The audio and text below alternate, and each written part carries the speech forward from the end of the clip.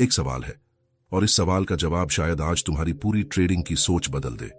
अगर आज अचानक तुम्हारा ट्रेडिंग अकाउंट पूरी तरह जीरो हो जाए तो तुम्हें सबसे ज्यादा दर्द किस बात का होगा? पैसों का, या इस बात का कि तुम्हें आज भी नहीं पता कि गलती कहां हुई? ज्यादातर लोग पहला जवाब देते हैं पैसे का, लेकिन सच ये है, दर्द पैसे का नहीं होता। दर्द इस बात का होता है कि तुमने सब कुछ किया फिर भी समझ नहीं पाए। और अगर तुम आज ये वीडियो देख रहे हो तो मैं जानता हूं तुम उसी दर्द से गुजर चुके हो। छोटा कैपिटल, बड़े सपने और हर दिन एक नई उम्मीद कि आज कुछ बड़ा हो जाएगा। मैं भी वहीं था। मेरी कहानी वहीं से शुरू होती है जहां ज्यादातर ट्रेडर्स टूट जाते हैं। जब मैंने ट्रेडिंग शुरू की थी, मेरे पास भी कोई बड़ा कैपिटल नहीं था, कोई बैकअप इनकम नहीं, कोई मेंटर नहीं, कोई इनसाइडर नॉलेज नहीं। सिर्फ एक चीज थी, जल्दी कुछ बड़ा करने की भूख। मैं सोचता था कैपिटल छोटा है तो प्रॉफिट बड़ा होना चाहिए। अगर 10,000 से शुरू कर रहा हूं तो कम से कम जल्दी 1 लाख बनाना पड़ेगा। और यहीं से मेरी सबसे बड़ी गलती शुरू हुई। मैं हर दिन चार्ट देखता था, हर कैंडल में सपना खोजता था। जब मार्केट ऊपर जाती मैं डरता था कि कहीं मौका निकल ना जाए। जब मार्केट नीचे आती मैं सोचता था यही रिवर्सल है। हर ट्रेड में एक ही सवाल होता था, अगर आज नहीं कमाया तो कब? रिस्क मैनेजमेंट, डिसिप्लिन, प्रोसेस, ये सब शब्द मुझे बोरिंग लगते थे, क्योंकि मुझे लगता था कि बोरिंग चीजें जल्दी अमीर नहीं बनाती।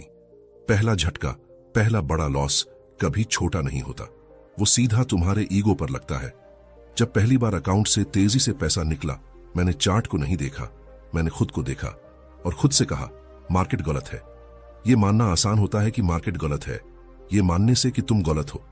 मैं कैपिटल बढ़ाने की सोच में लॉट साइज बढ़ाता गया, स्टॉप लॉस को ऑप्शनल समझने लगा और हर लॉस के बाद बस एक ही सोच, अगला ट्रेड कवर कर लेगा।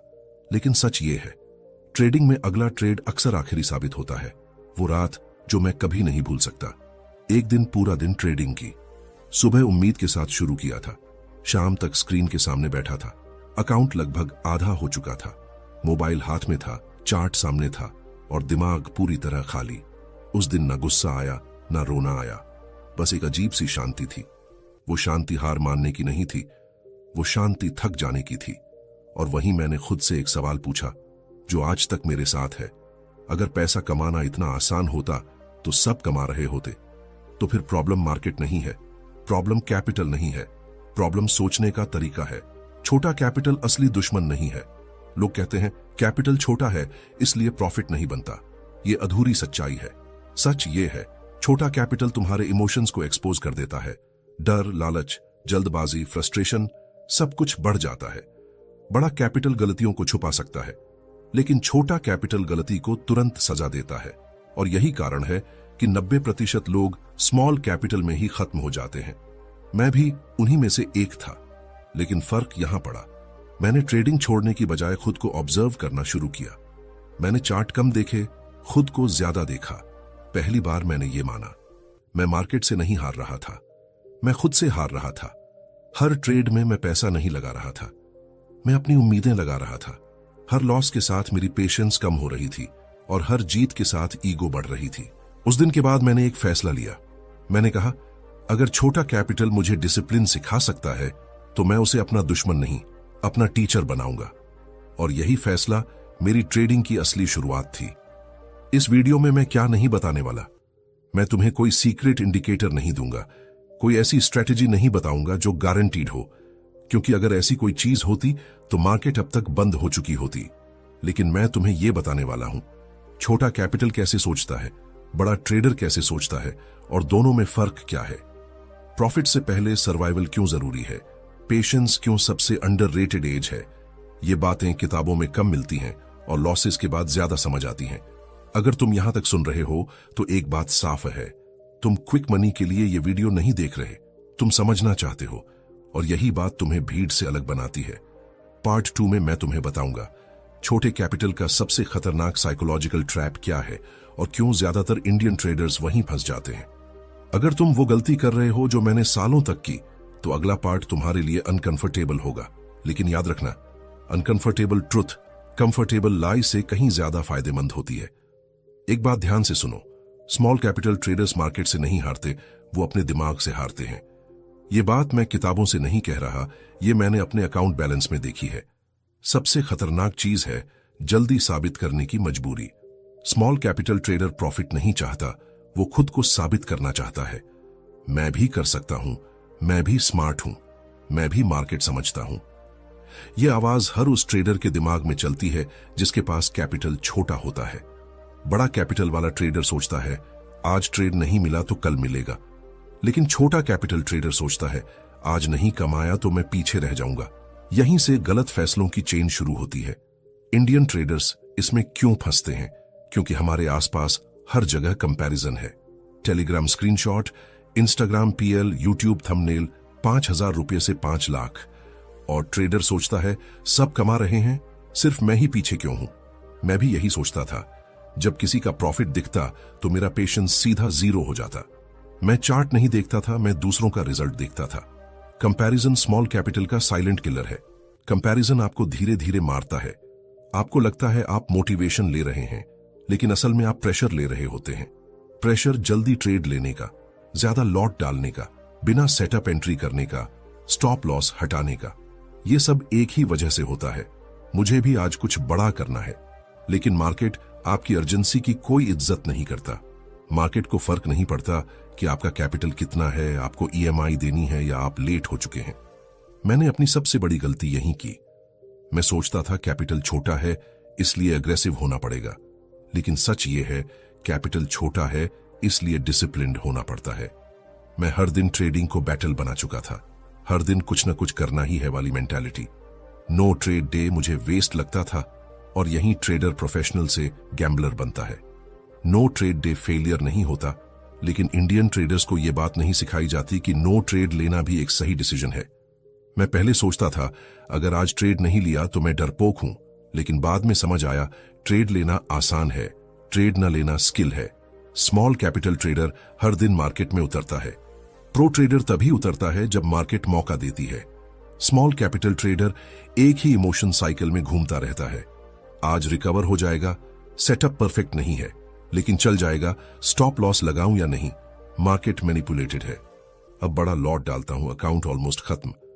यह साइकिल एक दिन में भी पूरी हो सकती है और कई बार पूरे अकाउंट के साथ। अब सच्चाई सुनो, स्मॉल कैपिटल में पहला गोल प्रॉफिट नहीं होता, पहला गोल जिंदा रहना होता है, सर्वाइवल। लेकिन यह बात यूट्यूब पर नहीं बिकती, थंबनेल पर सर्वाइवल नहीं चलता। मैंने ये बात बहुत देर से समझी। जब तक समझ आया अकाउंट बहुत कुछ सिखा चुका था। जब मैंने माइंडसेट बदला तो मैंने खुद से कहा मुझे अमीर नहीं बनना, मुझे ट्रेडर बनना है। मैंने डेली टारगेट्स हटाए, मैंने खुद को परमिशन दी कि आज ट्रेड नहीं भी मिला तो मैं ठीक हूं। यहीं से मेरी परफॉर्मेंस सुधरने लगी। प्रॉफिट नहीं, पहले कंट्रोल आया। कंट्रोल आने के बाद ओवर ट्रेडिंग कम हुई, लॉस छोटा होने लगा, कॉन्फिडेंस फेक नहीं रहा, ईगो धीरे धीरे मरने लगा। और सबसे बड़ी बात, मार्केट डराने लगी नहीं, मार्केट समझ आने लगी। अब ध्यान से सुनो, अगर तुम हर दिन ट्रेड लेने की मजबूरी महसूस करते हो, दूसरों के पीएल से डिस्टर्ब होते हो, लॉस के बाद तुरंत अगला ट्रेड लेते हो, कैपिटल से ज्यादा सपने रिस्क पर डालते हो, तो प्रॉब्लम स्ट्रैटेजी नहीं है, प्रॉब्लम माइंडसेट है। माइंडसेट बदलने के लिए इंडिकेटर नहीं चाहिए, ईमानदारी चाहिए।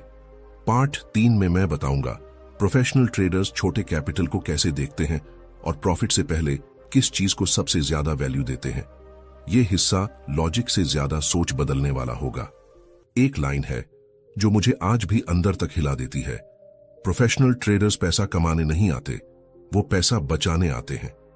पहली बार जब मैंने ये सुना था मैं हंस दिया था, क्योंकि मेरे दिमाग में ट्रेडिंग का मतलब था बड़ा profit, fast growth, exciting trades. और ये लाइन इन सब के बिल्कुल उलट थी। तुम्हें एक कड़वी सच्चाई बताता हूं, अगर तुम ट्रेडिंग में आए हो सिर्फ पैसा कमाने के लिए, तो मार्केट तुम्हें बहुत जल्दी बाहर कर देगी। प्रोफेशनल ट्रेडर मार्केट को एटीएम नहीं समझता, वो मार्केट को बिजनेस पार्टनर समझता है। रिटेल ट्रेडर सोचता है कैपिटल छोटा है इसलिए मुझे ज्यादा रिस्क लेना पड़ेगा। प्रोफेशनल ट्रेडर सोचता है कैपिटल छोटा है इसलिए मुझे ज्यादा समय खरीदना है। यही सबसे बड़ा फर्क है। स्मॉल कैपिटल पीआरओ के लिए लिमिटेशन नहीं होता, वो टेस्टिंग ग्राउंड होता है। पीआरओ का पहला सवाल ये नहीं होता आज कितना कमा सकता हूं, उसका पहला सवाल होता है आज कितना खो सकता हूं और फिर भी गेम में रह सकता हूं।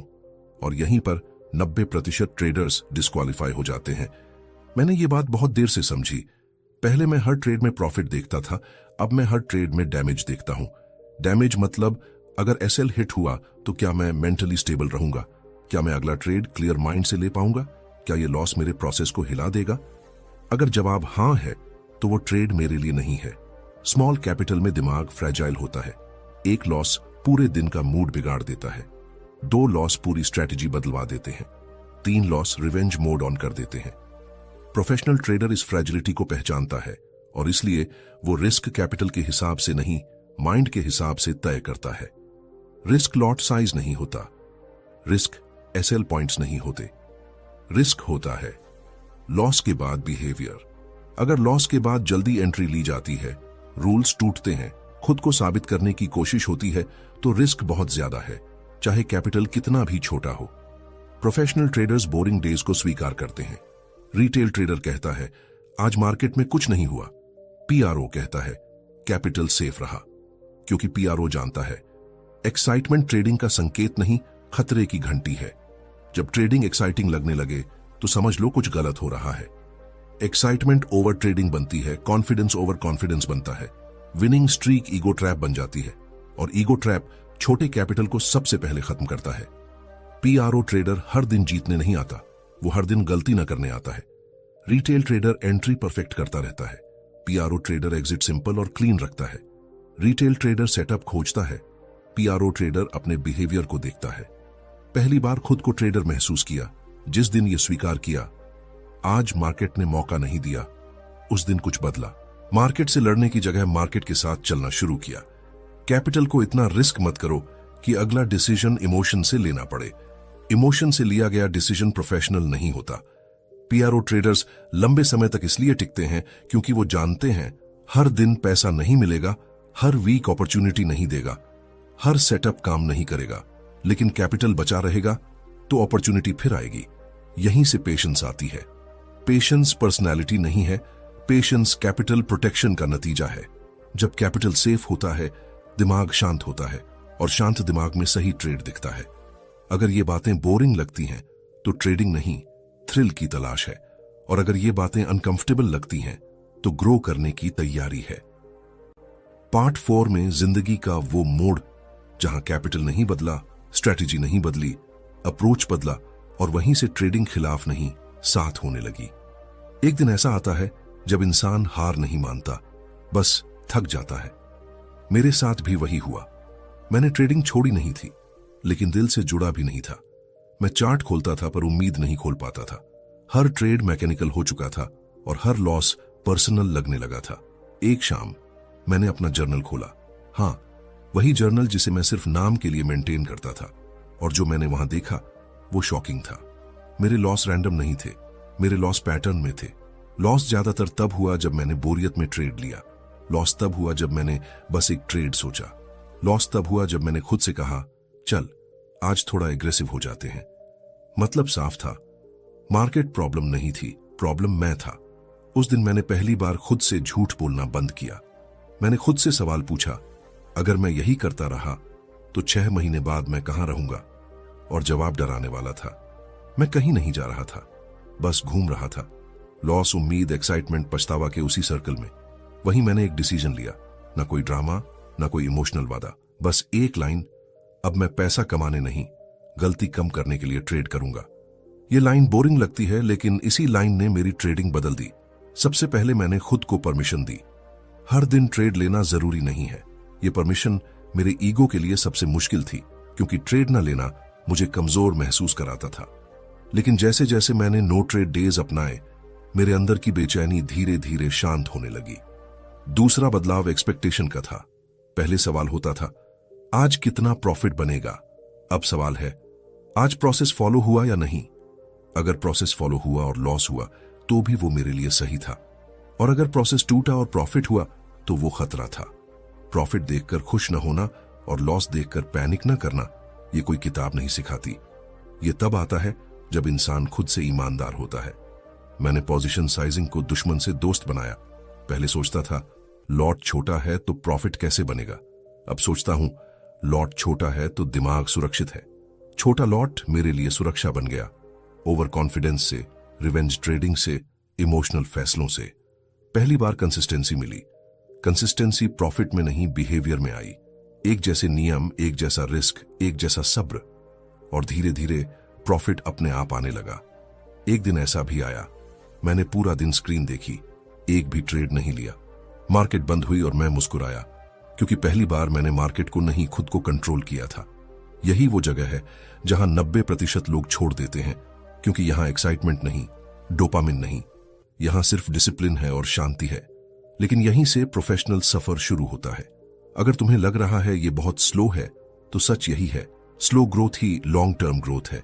फास्ट पैसा फास्ट चला जाता है, लेकिन धीरे बना पैसा कैरेक्टर भी बनाता है। मेरी सबसे बड़ी समझ, मार्केट से लड़कर कभी जीत नहीं सकते, मार्केट को समझकर भी सीधे नहीं जीतते। मार्केट तभी रिवॉर्ड देता है जब इंसान खुद को मास्टर कर लेता है। पार्ट 5 में मैं वो रियल फ्रेमवर्क बताऊंगा जिसे मैंने स्टेप बाय स्टेप अपनाया। रिस्क कैसे तय किया, ट्रेड फ्रीक्वेंसी कैसे कंट्रोल की, कैपिटल को कैसे बचाया और सब्र को आदत कैसे बनाया। कोई फैंसी शब्द नहीं, कोई झूठा वादा नहीं, सिर्फ वो बातें जो सच में काम करती हैं। अगर तुम यहां तक पहुंचे हो तो एक बात साफ है, तुम ट्रेडिंग को गंभीरता से लेने लगे हो। एक बात साफ कर लेते हैं, प्रॉफिट कोई स्किल नहीं है, प्रॉफिट एक बाय प्रोडक्ट है।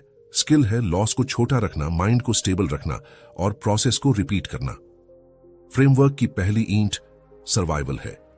ट्रेडिंग में सबसे पहला काम पैसा कमाना नहीं होता, सबसे पहला काम खेल में टिके रहना होता है। मैंने खुद से एक रूल बनाया, मैं ऐसा रिस्क लूंगा जिससे लॉस के बाद मैं नॉर्मल इंसान की तरह सोच सकूं। अगर लॉस के बाद आपको गुस्सा आता है, जल्दबाजी होती है या रिवेंज की भावना आती है, तो रिस्क ज्यादा है। रूल 1, रिस्क कैपिटल से नहीं, माइंड से तय करो। पहले मैं पूछता था अकाउंट कितना है, अब मैं पूछता हूं मैं इमोशनली कितना झेल सकता हूं। छोटा कैपिटल छोटा रिस्क नहीं मांगता, छोटा कैपिटल स्टेबल माइंड मांगता है। रूल 2, हर दिन ट्रेड लेना मना है। ये मेरी ट्रेडिंग की बैकबोन है। मैंने अपने लिए यह तय किया, अगर सेटअप ए नहीं है तो ट्रेड नहीं, अगर माइंड काम नहीं है तो ट्रेड नहीं, अगर बोर्डम है तो ट्रेड नहीं। नो ट्रेड डेज मेरे सबसे प्रॉफिटेबल डेज बने, क्योंकि उन दिनों कैपिटल बचा। रूल 3, ट्रेड फ्रीक्वेंसी कम करो, क्लैरिटी बढ़ाओ। पहले मैं पूछता था आज कितने ट्रेड्स लिए, अब मैं पूछता हूं आज कितनी गलतियों से बचा। ज्यादा ट्रेड्स ज्यादा चांसेस नहीं देते, ज्यादा ट्रेड्स ज्यादा मिस्टेक्स देते हैं। स्मॉल कैपिटल मिस्टेक्स अफोर्ड नहीं कर सकता। रूल 4, पोजीशन साइज ईगो से नहीं, सेफ्टी से तय करो। लॉट साइज स्टेटस सिंबल नहीं है, लॉट साइज सेफ्टी बेल्ट है। जब लॉट छोटा होता है, एसएल हिट होने पर दर्द कम होता है, माइंड जल्दी रिकवर करता है, नेक्स्ट ट्रेड क्लीन रहता है। बड़ा लॉट प्रॉफिट नहीं बढ़ाता, बड़ा लॉट प्रेशर बढ़ाता है। रूल 5, स्टॉप लॉस निगोशिएबल नहीं है। एसएल कोई ऑप्शन नहीं है, एसएल आपकी आइडेंटिटी है। जिस दिन आप एसएल हटाते हो उस दिन आप ये मान लेते हो मैं रूल से ऊपर हूं। मार्केट रूल्स तोड़ने वालों को बहुत हार्श तरीके से सिखाती है। रूल 6, जर्नल प्रॉफिट के लिए नहीं, ऑनेस्टी के लिए रखो। मैं पहले जर्नल ऐसे लिखता था, एंट्री, एग्जिट, प्रॉफिट और लॉस। अब मैं लिखता हूं एंट्री क्यों ली, मूड कैसा था, रूल्स फॉलो हुए या नहीं। प्रॉफिट नंबर भूल सकता हूं, बिहेवियर नहीं। रूल 7, पेशेंस कोई इमोशन नहीं, हैबिट है। पेशेंस मेडिटेशन से नहीं आती, पेशेंस कैपिटल प्रोटेक्शन से आती है। जब आपको पता होता है आज लॉस हुआ तो भी मैं ठीक हूं, तभी पेशेंस आती है।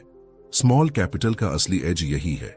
स्मॉल कैपिटल का सबसे बड़ा फायदा है आप इनविजिबल होते हो। कोई प्रेशर नहीं, कोई एक्सपेक्टेशन नहीं, कोई डेडलाइन नहीं। आप सीख सकते हो, गलती कर सकते हो और धीरे ग्रो कर सकते हो।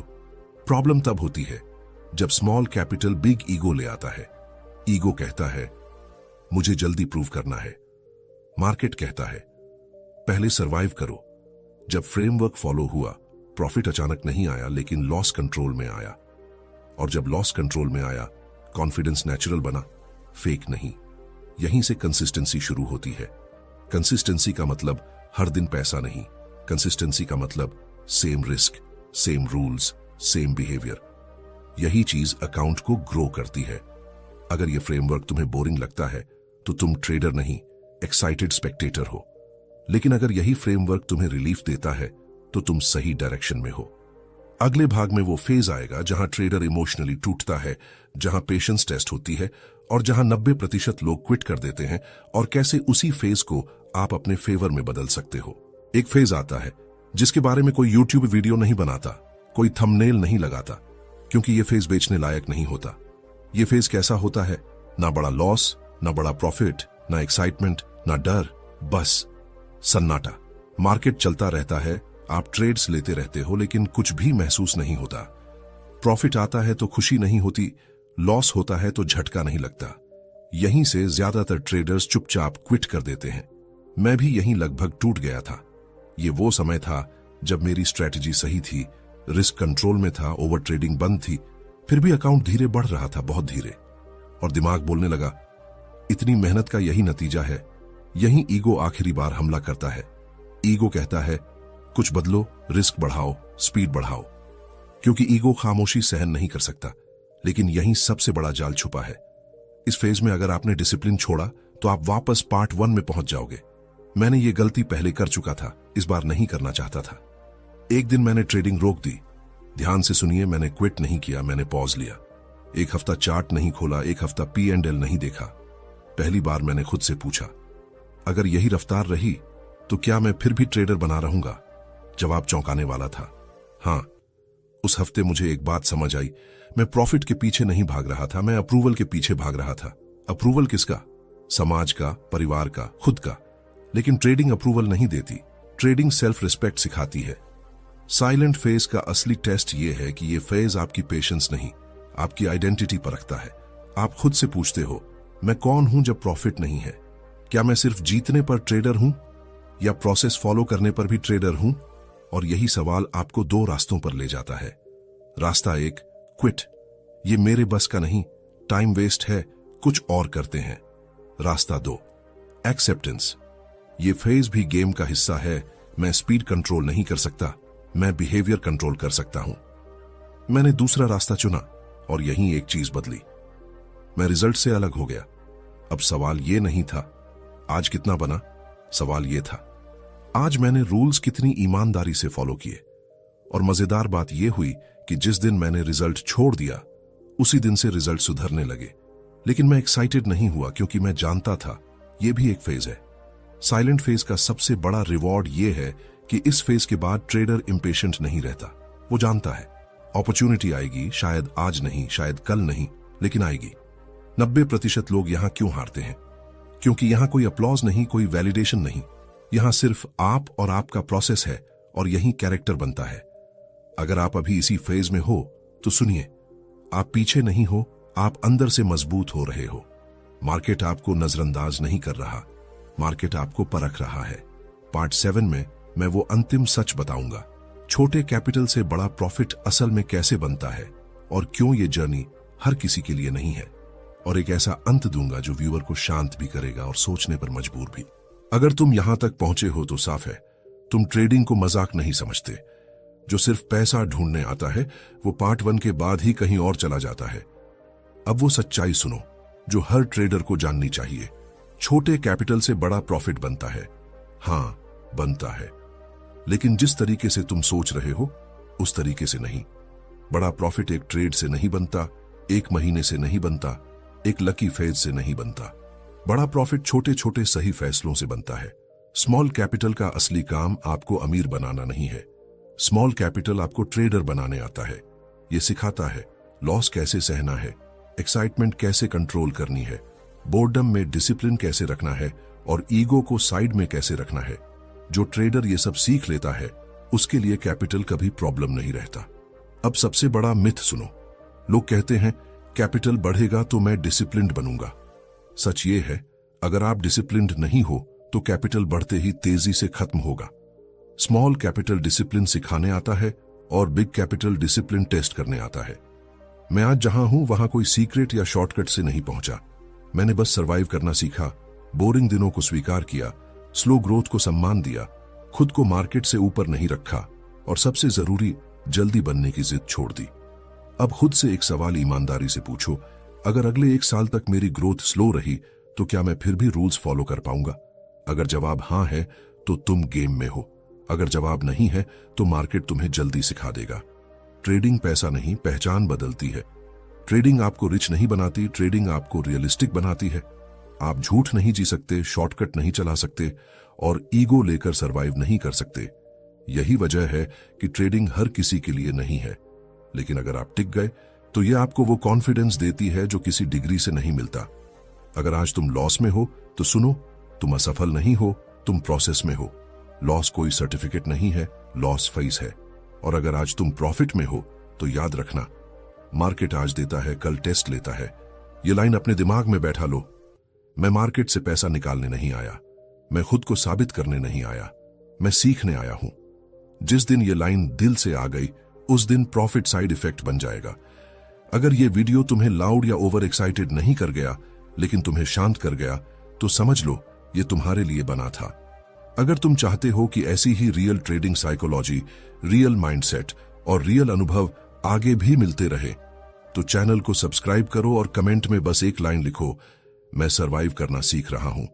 क्योंकि जो सरवाइव करना सीख लेता है वही एक दिन बड़ा प्रॉफिट बनाता है। हम अगली वीडियो में फिर मिलेंगे, किसी नई स्ट्रैटेजी के साथ नहीं, किसी नई सच्चाई के साथ।